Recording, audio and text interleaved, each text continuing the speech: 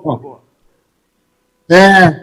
Eu queria destacar a importância desse projeto para o próprio futuro da cidade de Uberaba. Nos anos 70 e 80, Uberaba deu um salto e se transformou no que os franceses chamam de metrópole de equilíbrio regional. E o resultado foi o seguinte: hoje a cidade tem cerca de 350 mil habitantes. Se nós projetarmos a força de trabalho da cidade entre 50% e 50%, 50% e 56% da população, e supusermos que essa força de trabalho vai crescer a 3%, incluindo os migrantes, nós chegamos à conclusão que são necessários mais ou menos 5.200 novos empregos por ano. Ou seja, o município tem que crescer de tal forma que ele gere anualmente 5.200 novos empregos, de todos os tipos, mão de obra qualificada, não qualificada, nível superior, etc. Se nós observarmos o que tem acontecido nesse século XXI, nós vemos alguns problemas. Por exemplo, o melhor indicador que o Brasil tem para os municípios de desenvolvimento socioeconômico é o IFDM, o Índice Firjan de Desenvolvimento Municipal, que é semelhante ao IDH da ONU, com a seguinte vantagem: como o IDH da ONU tem que ser feito para todos os países do mundo, ele acaba sendo limitado pelas estatísticas dos países da África. Então, por exemplo, ele tem um componente de emprego e renda, educação e saúde. A hora que ele calcula para todos os países o indicador de educação, eles têm que se limitar a escolaridade e matrícula. Porque nos países da África é isso que está disponível. Então, a Firjan, juntamente com a Escola Nacional de Estatística, criou o IFDM, Índice Firjan de Desenvolvimento Municipal. Por exemplo, educação, o que eles levam em consideração para saber se o município está bem desenvolvido ou não? Matrícula da educação infantil, abandono no ensino fundamental, distorção da idade série no ensino fundamental, docentes com nível superior no ensino fundamental, média de horas de aulas diárias no ensino fundamental, resultado do IDEB. Então, é uma estatística mais poderosa, mais abrangente, mais reveladora da realidade socioeconômica dos municípios. Quando nós observamos o IFDM de Uberaba, ele está entre os municípios com alto desenvolvimento. O último resultado é 8,2, que quer dizer, ele está no grupo dos municípios mais desenvolvidos no Brasil. Mas quando nós vamos para o componente de emprego e renda, a gente fica preocupado pelo seguinte: em 2010, o componente de emprego e renda de Uberaba era 0,90, muito bom. Uberaba ocupava entre os 5.600 municípios do Brasil o lugar 25, excelente. E em Minas Gerais, o quinto lugar. 6 anos depois, o índice cai para 0,70. Uberaba sai do ranking 25, em 6 anos, cai para 202. Uberaba, em 6 anos, perde 170 postos no ranking de dos melhores desempenhos. E em Minas Gerais ele sai do 5º para o 18º. Então, é um problema de crescimento econômico. O município tem que acelerar o seu crescimento econômico para gerar anualmente mais de 5 mil novos empregos e recuperar sua posição relativa. Por que o índice está nos dizendo que existem 201 municípios brasileiros que estão crescendo mais rapidamente que Uberaba? Então, para isso, nós temos que pensar no seguinte. Eu vou dar uma breve sugestão.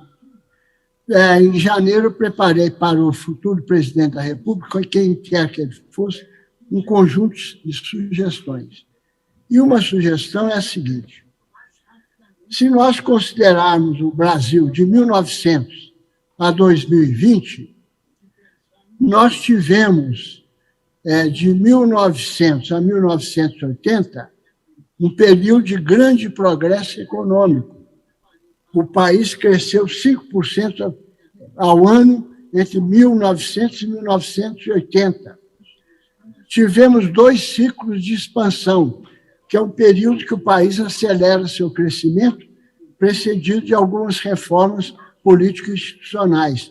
Os anos JK, com o plano de metas, o Brasil cresceu 8,1% ao ano, a indústria cresceu 11% ao ano.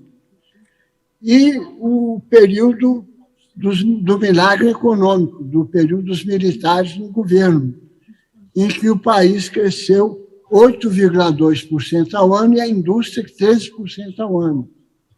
Então, nós tivemos um período de grande progresso econômico, a melhoria dos indicadores econômicos, sociais, urbanos, a melhoria na infraestrutura, etc. De 1980 a 2020, o Brasil tornou-se um país de baixo crescimento. Essa é a expressão usada. O crescimento foi praticamente igual ao crescimento demográfico. Então, per capita, foi uma taxa de crescimento próxima de zero. Principalmente nesse século XXI, de 2000 a 2020, nesses 20 anos do século XXI, incluindo um ano da pandemia, a China cresceu 334% acumulado, e o Brasil 26%. Então, nós ficamos entre os países que, embora tenha um potencial econômico, uma classe empresarial, uma diversidade de recursos naturais renováveis e não renováveis, tivemos um dos piores desempenhos. Se você olhar para baixo do Brasil, está Zimbábue, é uma coisa... E para cima, 5 países da América Latina em melhor posição. Então, eu proponho nesse estudo que o novo governo, seja ele quem for, já está definido agora, que haja um novo ciclo de expansão, seria o 3º ciclo de expansão, que o Brasil acelere o crescimento. Por quê? Porque durante o período de baixo crescimento, nós acumulamos gravíssimos problemas. Por exemplo, a concentração da renda e da riqueza. Nós estamos hoje entre os 10 países do mundo com a maior concentração de renda e riqueza. Segundo, elevado nível de desemprego. Nós estamos hoje com 26% da população ativa desempregada, subempregada e desalentada. Terceiro, a persistência dos desequilíbrios regionais de desenvolvimento. A qualidade de vida do maranhense, do alagoano, é 3 vezes inferior à qualidade de vida de nós que moramos nas regiões desenvolvidas. Quarto problema, o uso predatório da base de recursos naturais do país, recursos renováveis e não renováveis.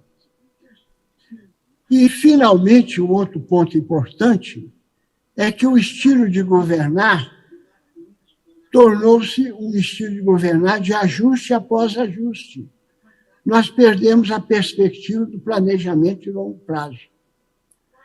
Então, a questão que se coloca para nós hoje é saber como é possível criar um novo ciclo de expansão para a economia crescer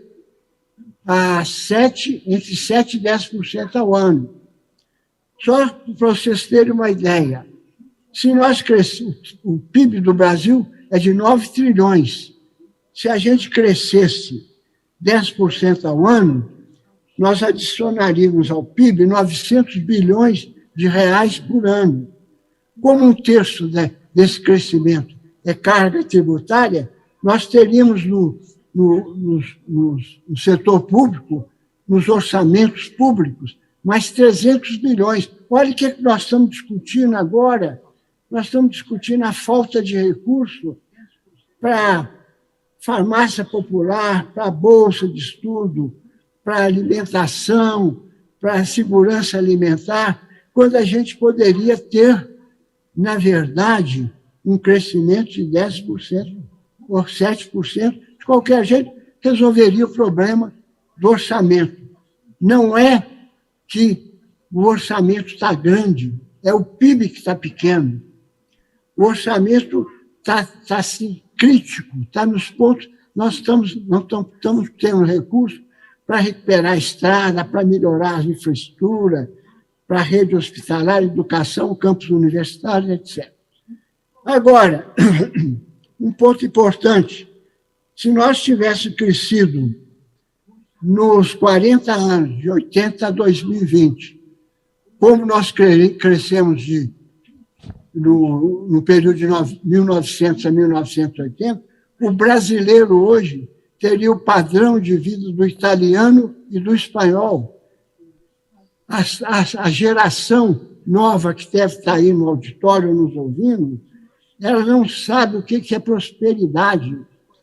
E o conceito de desenvolvimento, segundo o Amartya Sen, o país é desenvolvido quando ele cria oportunidades para as pessoas realizarem os seus sonhos. E os jovens, hoje, estão com um campo de oportunidades muito restrito. Agora, quando nós procuramos saber de onde pode vir esse ciclo de desenvolvimento, nós temos que recorrer às ideias de Schumpeter. Ele diz: um país só dá um salto de crescimento quando ele passa por um período de inovações científicas e tecnológicas. E quando o mercado é capaz de absorver, mercado mundial, tudo que ele produz. Vamos pesquisar.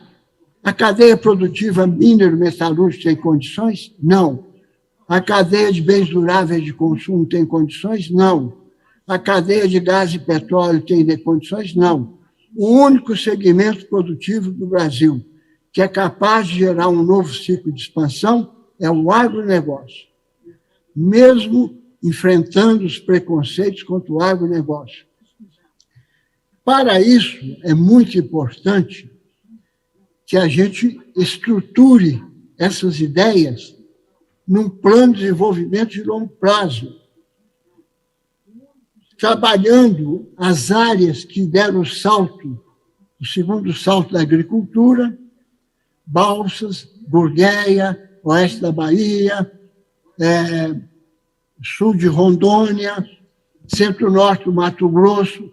Por quê? Porque essas áreas já têm capital intelectual, capital humano e capital institucional para promover o que o ministro Paulinelli concebeu, divulgou e está estimulando as pessoas a participarem, que é o terceiro salto científico e tecnológico da agricultura.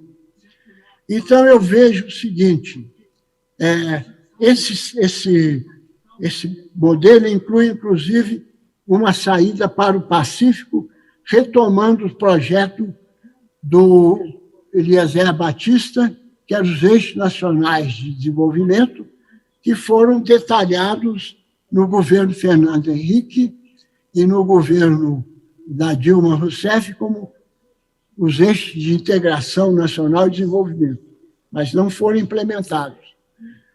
A gente tem que ter duas saídas para chegar com a mercadoria na porta do mercado consumidor de alimentos que mais precisa desse produto. Por cima, na Ásia, e por baixo, saída para atender a pobreza da África. Eu acho que, se nós não fizermos esse projeto geopolítico, como era gestado na Escola Superior de Guerra nos anos 70, nós vamos ficar fazendo mais do mesmo e pior. Ou seja, o crescimento vai ser pífio, a nossa opção vai ser pela mediocridade e nós vamos deixar de passar uma grande oportunidade de desenvolver o país. O que nós estamos fazendo hoje é a gestão do caixa do orçamento federal. Um governo dá prioridade para combate à fome, o outro dá para ajuda emergencial, dá uma pandemia, você realoca os recursos, mas, na verdade, nós precisamos de um novo ciclo de expansão, duplicando a produção agropecuária, silvicultura, bioenergia, alimentos, como propõe o projeto que nos deixa como legado essa grande figura que é o nosso ministro Paulinho. Muito obrigado. Ministro, muito obrigado pela sua contribuição, sempre maravilhosa. Um abraço, tudo de bom.